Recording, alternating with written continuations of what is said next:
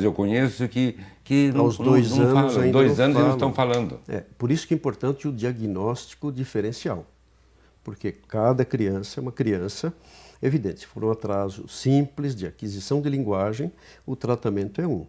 Se for autismo, porque ela tem outros complicadores, outros sinais e sintomas, que não são só o atraso de linguagem, mas a dificuldade no olho, de criança fazer o foco na mãe, no pai, nos irmãos, o nível de atenção deles normalmente é muito baixo, eles se dispersam com muita facilidade, eles evitam o contato pessoal, eles preferem mais o isolamento. Então existem outras características que definem o autismo, bem lembrado pelo senhor. Não é porque uma criança atrasou na fala que ela seja autista, não. Não. Porque alguns que estão acompanhando talvez tenham um filho, né? Que Exato. Não e tem muitas crianças autistas ainda. que nem atrasam a fala. Ah, sim. Por exemplo, os Aspergers, né? Que é um ramo, um dos subgrupos do autismo, eles desenvolvem a linguagem precocemente. Só que a linguagem deles é diferenciada. Porque se fala até de uma síndrome, né? Síndrome de Asperger, que é um dos subgrupos, um dos subtipos do autismo. Normal, né? Inteligência normal. E eles desenvolvem uma aptidão muito grande para discorrer sobre temas que são profundamente utilizados por eles. Eles são talentosos nesses temas. Leif discorre sobre dinossauros, sobre macacos, sobre aviões. Então eles têm um conhecimento que surpreende quem está com eles. São inteligentes, como nós falamos, mas temos aí também algumas pessoas que fizeram perguntas. Que bom. Vamos ver as perguntas, vamos escutar e os senhores estarão convidados a responder, né? Vamos à primeira pergunta. O autismo tem cura?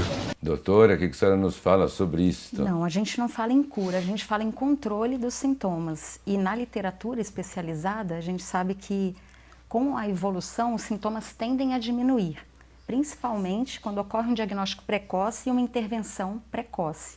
Daí a importância do diagnóstico, o quanto antes. Quer dizer, há ao menos poderíamos dizer, uma certa integração daquela criança, daquela pessoa na sociedade, é isso? Se ela for atendida, se ela for atendida espontaneamente, muito difícil. Com rapidez. Porque o senhor estava comentando a respeito da demência, doutora Letícia. Não existe demência na criança com autismo, claro. Nem é uma esquizofrenia, como bem lembrou a doutora Letícia. Mas, se eles não forem atendidos precocemente, ou eles evoluem para uma deficiência mental, ficam crianças com comprometimento intelectual, inclusive, ou ficam crianças com doença mental no futuro. O que é um ônus para o Estado, porque o senhor imagina, se não tiver atendimento precoce, a evolução deles não é boa. Portanto, se tiverem, sim, um atendimento precoce, a evolução é muito diferenciada, para melhor. Então, o atendimento é muito importante. Aí, eu creio que depois deixar o endereço, telefone, etc., para que as pessoas, famílias, possam recorrer, né? Acho que isso é muito importante para essas famílias e, sobretudo, para essas crianças, né? Que nós queríamos que todos tivessem saúde, mas queremos que aqueles que não têm o que nós pensamos, mas que têm uma outra riqueza que não foi desenvolvida, elas possam também contribuir à sua maneira no crescimento da nossa sociedade. Porque é interessante o grande mistério da vida, que nós pensamos que só podem contribuir aqueles que têm aquela normalidade estabelecida por alguns, por nós. Mas há uma outra realidade, uma outra riqueza que pode ser transmitida por um autista e que muitas vezes nós não percebemos.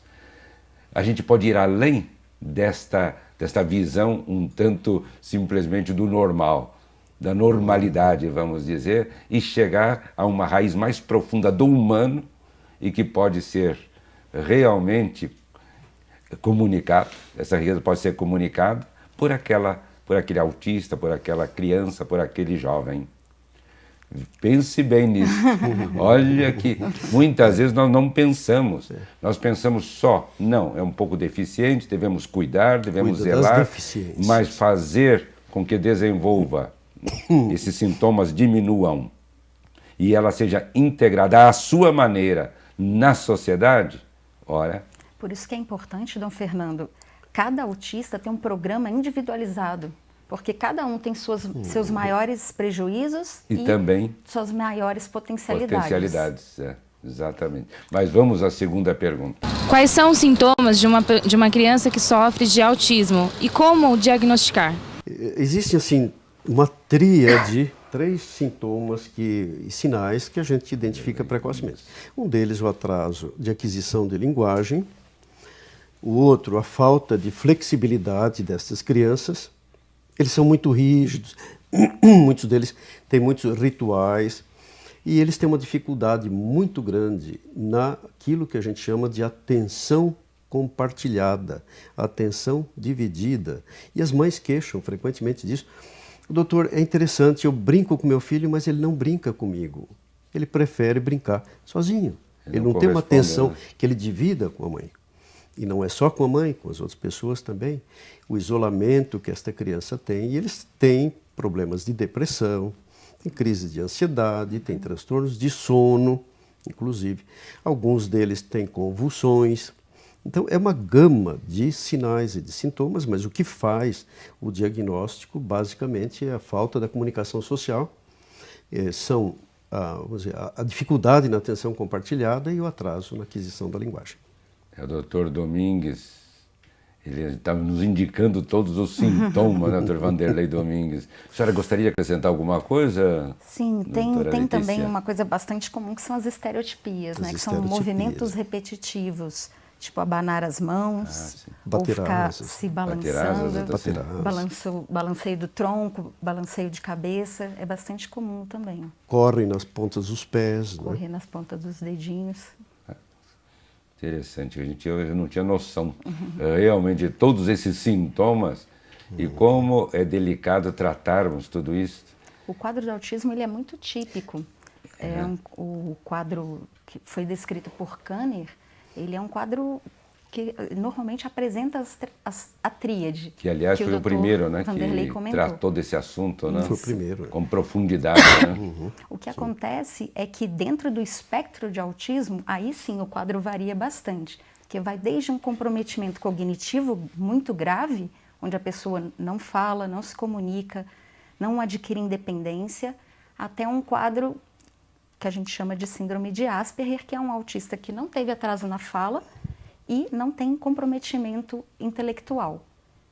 E ainda tem as habilidades específicas, os interesses circunscritos, que fazem com que eles discorram sobre dinossauros, pokémons. Existem vários pintores talentosos. O Glenn Gould, que hoje é um dos expoentes, aliás, ele já falecido, mas ele era um paciente portador de autismo, né? Um canadense, pianista contemporâneo, ele, vamos dizer, um dos melhores pianistas, intérpretes contemporâneos de Bach.